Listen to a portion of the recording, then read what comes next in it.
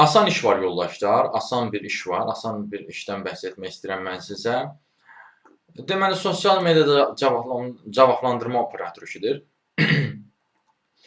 Digər bir işin özəlliyi də ondan ibarətdir ki, yoldaşlar, bu part-time olan bir işdir.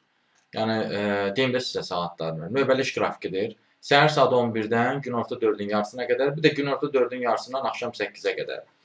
Neçə saat eləyir bu? 4 saat yarım eləyir də, düzdürmü? Bəli, 4 saat yarımlıq bir işdir. Nə tələb eləyirlər sizdən? Tələb eləyirlər ki, Azərbaycan dilinin orfoqrafik və qrammatik qaydalarını əla səviyyədə biləsiniz. Əsas tələblərini deyirəm mən sizə.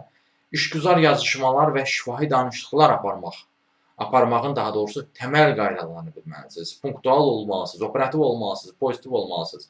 Belə bir işdir.